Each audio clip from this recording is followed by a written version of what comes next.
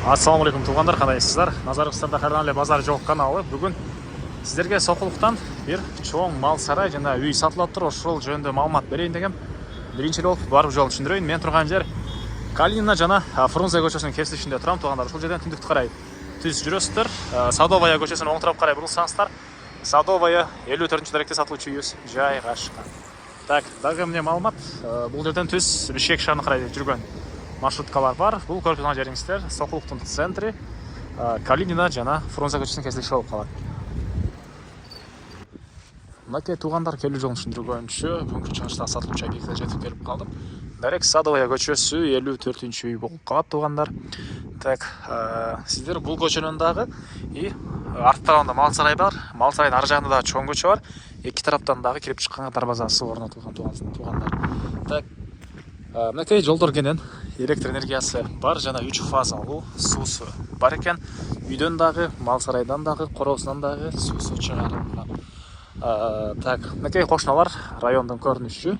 Сиздер бул тараптагы негизги көчө Калина менен келсеңиздер деле болот. Анан бул тараптан деле түшсөңүздөр болот. Бала чака мектепке барамдыса туғандар ушул эле көчө менен өйдө карай пиймой жүрсө, жөө эле мектепке барып келишет экен туғандар, садиктерге деле ушул жак менен барып келишет. Так, андан ары окей. Бул сатылуучу объекттин көчө тарабы.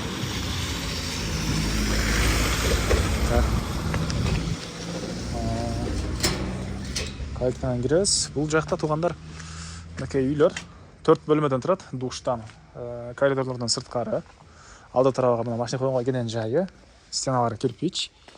Мынакей. Бул жагында үйү. Анан арты тарабында азыр сиздерге көргөзөм чоң мал сарайы бар. Жалпысынан жердин аянты туғандар Кызыл Китебинде 25 соток, фактически 30га жакын экен туғандар.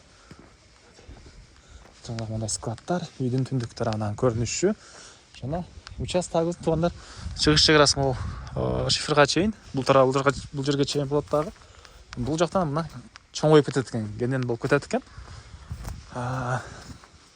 Бул жагында каттарынан мал сарайлар.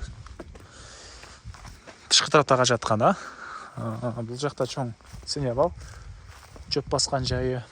Так, бул чөп баскан жердин размери так 29га 8 экен туғандар, мынакей бийик. Көөлөтүк чөп бассаңыздар кенен баткыдай. Мынакей бул тарабында подондору да бар экен. Бул жагында жемканасы, жемкананын өзүнчө дарбазасы жана бул жактагы мал сарайдан түз кирип чыкканга дагы эшиги орнотулган. Күзөтүү камералары ар бир жерде бар экен. Онлайн түрдө да иштейт, телефонуңузду да кошо алсаңыздар болот экен туғандар. Бул жагында жылкы кармаган сарайы, ат кармаган. Бул жагында чоң буга кармаганга сарайы жана бул жагында койканасы, кой кармаганга сарайы туғандар. Бар. Бул чоң сарай. Так, 12ге 45. Жемкана 12ге 11. Бул жемканасы. Бул чоң чөп баскан жери 29га 8 жана бул койкана менен ат кармаган жер жалпысынан 44гө 14 экен туғандар.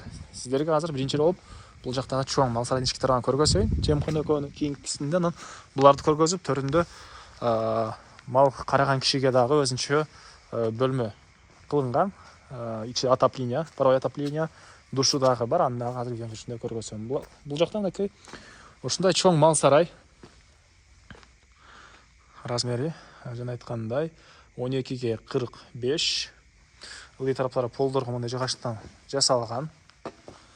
Мынакей туғандар малга шарты кылынган, ички тараптан суу чыгарылган. Сууну ушул жерде эле турган жерде ичишет экен малдар туғандар. Анан мынакей орто чени мондай поликарбонат, дайым жарык, мондай вытяжка дейт беле туғандар. Мондай тешкилер кылып, дайым ичинде аба алмашып, ичи жыттанбайт экен туғандар бул мал сарайдын. Жана бийик экен, мына көрүп турасыздарбы? Стенасы мал сарайдын туғандар песка блок жана ичинин төс сырткы тарабынан лай менен шыбалган.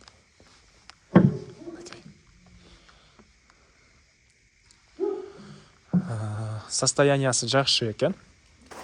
Көрүп турасыздар өзүңүздөр деле.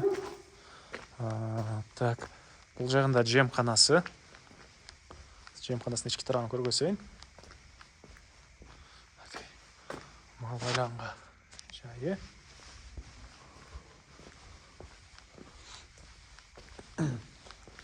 Үч фазалы электр энергиясы бар. Мындай жем майдлаган любой аппаратты беден иштетсеңиздер болот. Бул жагында мынакей жемханасы. Бул чагы тяжко болгон.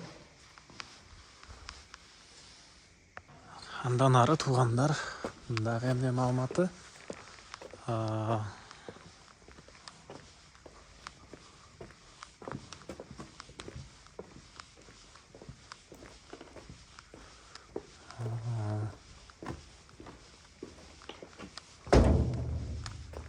Бул жактан чыкканда мындай чоң ит бар экен. Так. Ушундай жери, жана бул жактан дагы бир чоң дарбаза.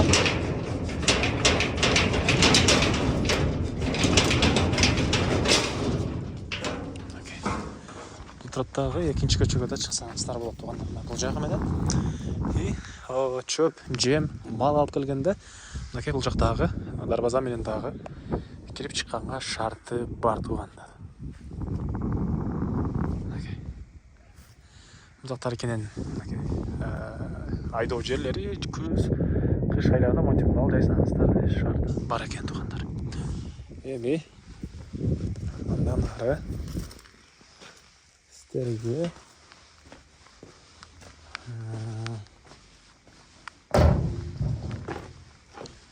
жактагы мал сарайдын ички тарабын көргөзөйүн.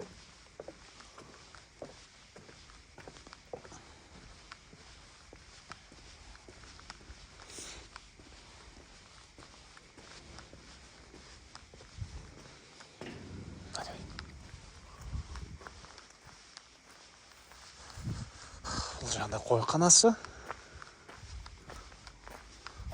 200дөн ашуун койду кармасаңыздар болот экен туугандар. Мынакей.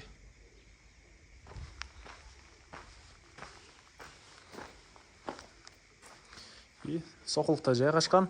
Сокулуктун өзүндө мал базары дагы бар. Малыңыздарды мал базарга бат эле алып барып алып келгенге дагы шарт бар туугандар. Бул жерде эле мал базар Сокулуктун өзүндө жайгашкан туугандар. Бул жагында жылкы кармаган сарайы. Окей. Так.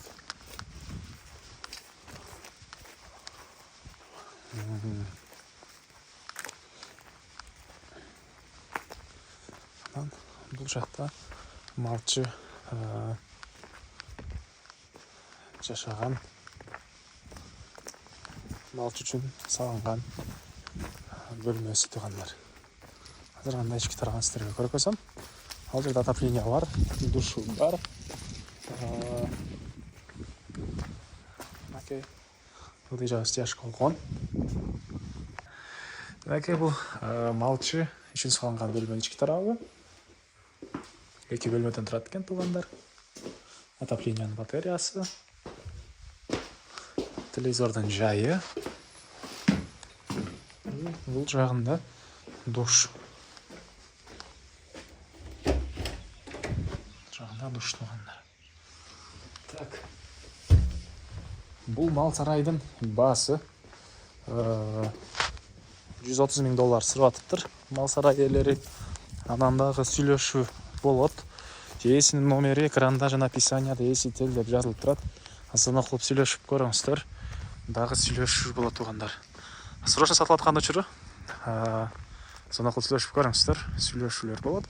Анан бул видеону достор менен, группалар менен сиздер бөлүшсөңүздөр, ушундай сарай издеген туугандарга жана сарай ээсине чоң жардам берген болосуздар. Анда эмесе мен сиздер менен коштошом. Кийинки чыгышка чейин саламатта калыңыздар.